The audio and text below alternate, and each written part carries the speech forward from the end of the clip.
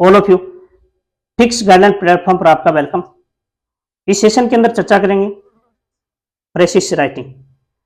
Precious writing होता क्या है और किस तरह लिखा जाता है, इसका पूरा फॉर्मेट अपन जानेंगे इस सेशन के अंदर। तो अब मैं बताता हूं कि आपकी कंपलसरी इंग्लिश के अंदर ये क्वेश्चन नंबर 8 होगा और ऑलरेडी मैं इसका पूरा सिलेबस बता चुका हूं, आप प्ले लिस्ट पर जाकर देख सकते हैं। और ये देखिए एक प्रकार का पेसेज ही होता है, लेकिन पेसेज और प्रीसियस राइटिंग में थोड़ा अंतर होता है और मैंने पेसेज भी आपको करवा चुका हूं, वो भी आप प्ले लिस्ट में जाकर इसका सेशन आप लगा सकते हैं। और क्वेश्चन नंबर 8 यानी मैंने ऑलरेडी सिलेबस में बता चुका हूं कि क्वेश्चन नंबर 1 में आपको ग्रामर पूछी जाती है और 2 नंबर क्वेश्चन के अंदर ट्रांसफॉर्मेशन सेंटेंस पूछे जाते हैं और क्वेश्चन नंबर 3 से लेकर क्वेश्चन नंबर 7 तक आपको पेसेज पूछे जाते हैं, जो एक पेसेज 10 अंकों का होता है और कुल मिलाकर यहाँ 50 अंकों का पेसेज पूछा जाता है। और क्वेश्चन नंबर आपको 8 मिलेगा, वो मिलेगा प्रेसिस।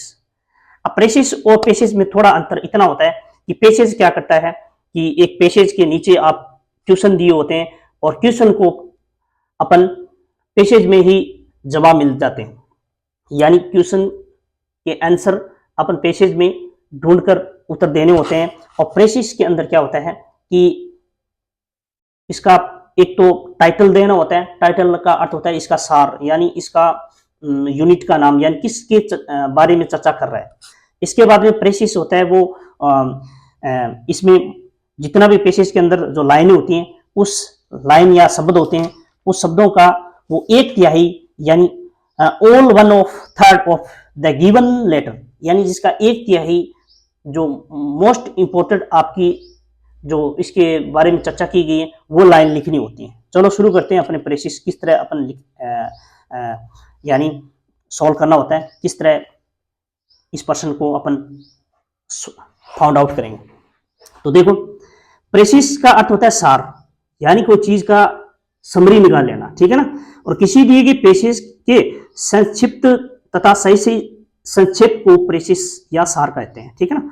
अब लिखने की विधि, तो लिखने की विधि देखिए, परिच्छेद यानी पेसेज दिया होगा और पेसेज को पहले क्या करना है, एक बार पढ़ना है और एक बार पढ़ने के बाद में इसको दोबारा भी आप पढ़ डालिए, जब तक कि आप उस पेसेज की जो थीम होती है ना, विषय वस्तु होती है या कहानी को पूरी तरह यानी परिचित न हो जाए, तब तक आप थोड़ा बहुत पढ़ते रहना। क्योंकि अधिकतर जो बच्चे होते हैं इंग्लिश से भयभीत रहते हैं और यानी दूर भागते हैं, तो मतलब कोई जरूरी नहीं है आपको पढ़ना है या नहीं है, लेकिन इस वीडियो को आप अंत तक देखना और मैं कहता हूं कि ये प्रेसिस आप कभी भी नहीं भूलेंगे। आगे देखना, उस पेसेज को पुनः पढ़िए और पढ़ते समय आवश्यक तथ्यों को पेसेज में ही रेखांकित करते जाइए। मैंने बताया था कि आपको 1/3 जो शब्द इसमें निकालने होते हैं या 1/3 जो मोस्ट इंपोर्टेंट जो मजबूत जो लाइन है वो निकालनी होती है। तो इसको अपन किस तरह रेखांकित करते जाएंगे कि भी ये मजबूत लाइन है, ठीक है। मजबूत लाइन किस तरह निकालनी होती है कि जो मजबूत शब्द मिले ना, बड़े शब्द या स्ट्रॉन्ग शब्द मिले, वही मजबूत लाइन मानी जाती है।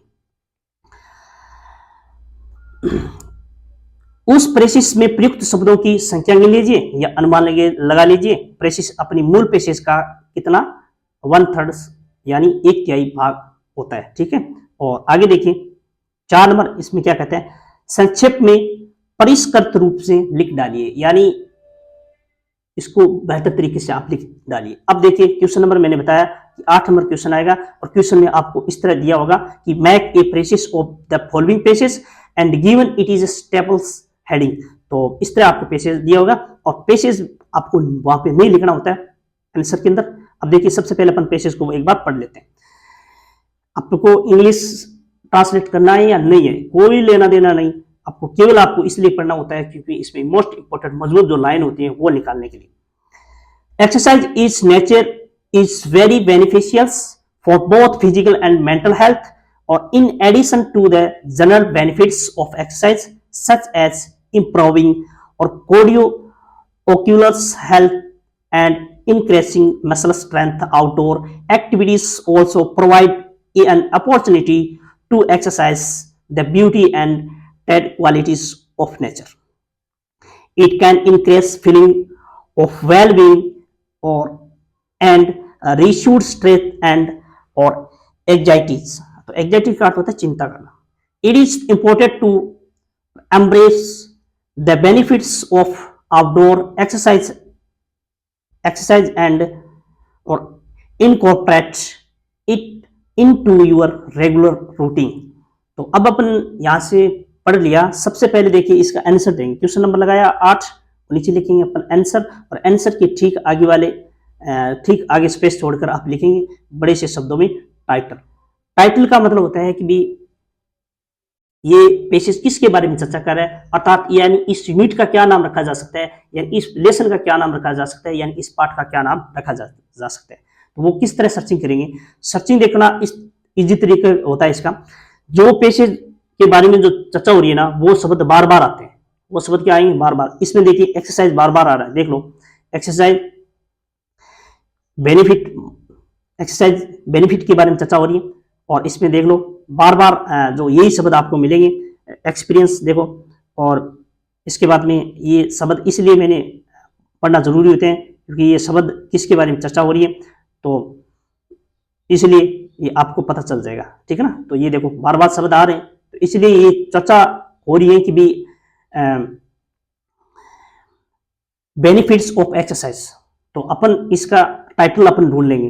कैसे ढूंढेंगे कि पेशेज के अंदर जो बार बार शब्द आ रहे हैं वो शब्द इसका क्या होता है, टाइटल होता है। टाइटल के आगे ये लिख लेना, ठीक है ना। अब अपन क्या करेंगे, नीचे लिखेंगे प्रेसिस। और प्रेसिस में आपको क्या करना होता है, आप इस तरह शब्दों को अनुमान लगाना होता है, लेकिन आप अनुमान नहीं लगाया जा सकता। तो एक सिंपल फंडा ये है कि इसकी लाइन गिन लो पेशेज की, 1 2 3 4 5 6 7, लाइन 7 होगी। और इसका एक तिहाई लिखना होता है। तो एक तिहाई का अर्थात होता है कि 33% यानी 10 लाइन में आप लगभग 4 लाइन लिखेंगे, ठीक है। तो अब अपन 7 लाइन है, तो लगभग अपन क्या करेंगे 3 लाइनें लिखेंगे, ठीक है ना, 3 या 2.5 लाइनें लिखेंगे, ठीक है।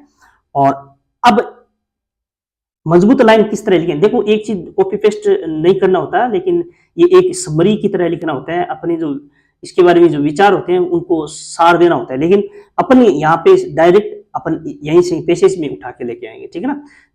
तो देखिए सबसे पहली जो लाइन होती है वो मोस्ट इंपोर्टेंट लाइन होती है, वो अपन क्या करेंगे यहाँ प्रेसिस के अंदर डाल देंगे। देखो ये लिख देना आप, exercise in nature is very beneficials for both physical and mental health, ठीक है। तो ये मोस्ट इंपोर्टेंट लाइन है, तो यहाँ पे आप लिख दीजिएगा, ठीक है।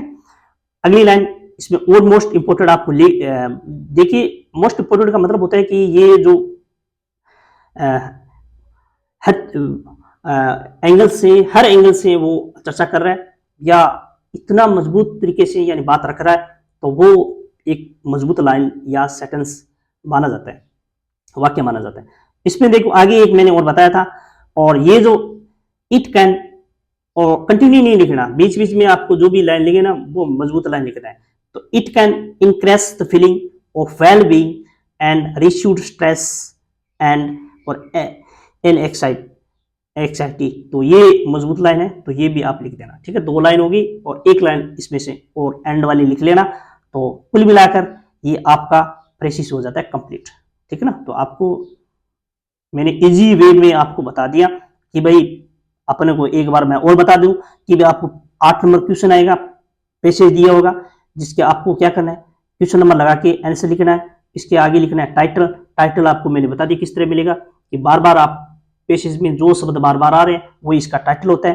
प्रेसिस में आपको क्या करना होता है, लाइन गिन लो आप पेशेज की, जिसका एक तिहाई लिखना होता है, और एक तिहाई लाइन आप जो मजबूत लाइन या स्ट्रॉन्ग लाइन सेंटेंस होती हैं वो ही अपन यहाँ पे लिख देंगे। तो चलो आज का सेशन में बस इतना ही, और ये आपको क्लास कैसी लगी मुझे जरूर बताना। Thank you.